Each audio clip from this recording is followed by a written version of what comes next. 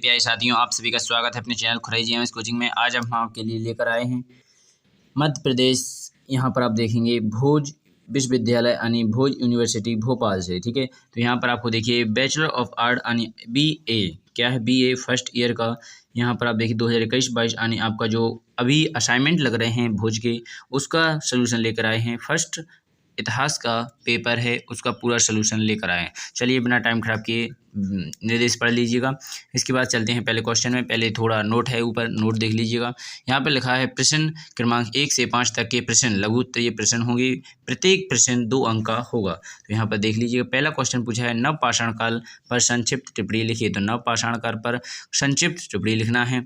इसके बाद ये इंग्लिश में भी लिखा हुआ है, देख सकते हैं। चलिए हम हिंदी में इसका आंसर बता देते हैं। तो ये रहा आपका नवपाषाण काल का। तो इस प्रकार इतना यहाँ पर देख लीजिएगा, यहाँ से यहाँ तक यह लिखना है।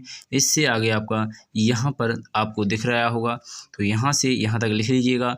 आपका पहला क्वेश्चन नवपाषाण काल पर संक्षिप्त टिप्पणी लिखिए कंप्लीट होता है। इसके बाद चलेंगे अगले क्वेश्चन में। तो अगला क्वेश्चन यहाँ पर आपको दिख रहा होगा, सरस्वती सभ्यता यानी हड़प्पा सभ्यता के पतन के कारण। और आप जानते हैं सरस्वती सभ्यता या हड़प्पा सभ्यता या सिंधु सभ्यता एक ही होता है। तो यहाँ पर आप देख लीजिएगा, यहाँ पर आपने देख लिया। इसका क्वेश्चन ये रहा। यहाँ पर नवपाषाण काल का यहाँ पर ए भी था, थोड़ा देख लीजिएगा। उसके स्थलों के नाम यहाँ पर रहे नवपाषाण काल की। इसके बाद सिंधु सभ्यता का पतन यहाँ पर आपको दिख रहा होगा, तो इसे भी देख लीजिएगा थोड़ा।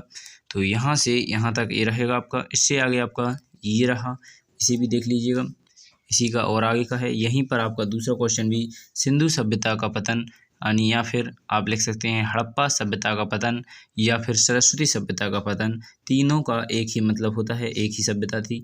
तो यहाँ पर ये आपके दोनों क्वेश्चन समाप्त होते हैं। इसके बाद चलेंगे आप तीसरे क्वेश्चन में। तो चलिए इंग्लिश में भी दूसरे नंबर का क्वेश्चन है, वो बता देंगे हम आपके लिए। तो ये रहा आपका तीसरा क्वेश्चन। तो और दूसरे नंबर का इंग्लिश का है, तीसरे का यहाँ पर ये रहा आपका, गांधार कला शैली की विशेषताओं को बताइए। तो यहाँ पर गांधार कला शैली की विशेषताओं को बताना है। तो यहाँ पर आप गांधार शैली क्या है, इसका जन्म कैसे हुआ, स्पष्ट कीजिए।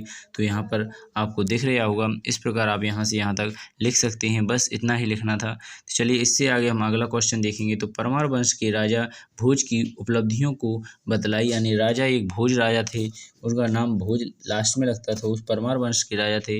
उनकी उपलब्धियाँ बताना है, यानी कैसे उन्होंने क्या किया। इंग्लिश में भी लिखा हुआ है, आप यहाँ पर देख लीजिएगा। चलिए इसके बाद चलते हैं, इसका आंसर देखते हैं। तो यहाँ पर गांधार कला का आपने देख ही लिया। तो ये रहा आपका चौथा क्वेश्चन, तो इसे देख लीजिएगा।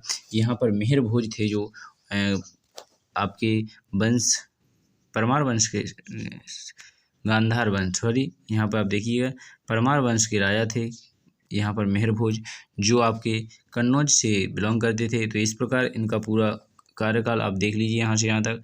तो यही इनका कार्यकाल हुआ। तो यहीं पर इनका आंसर होता है। इतना ही, इतना लिखना है बस आपको, क्योंकि लघु उत्तरीय है, ज़्यादा लिखने की आवश्यकता नहीं होती। 2 नंबर में क्वेश्चन होता है। तो यहाँ पर इंग्लिश में यहाँ पर ये रहा राजा भोज।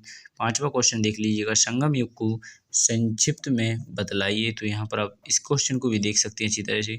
चलिए बिना टाइम खराब किए इसका भी आंसर देख लेते हैं। तो यहाँ पर दक्षिण भारत कृष्णा एवं यहाँ पर इस प्रकार देख लीजिएगा, पूरा लिखा हुआ है। इस प्रकार धीरे धीरे देख लीजिए अच्छी तरह से।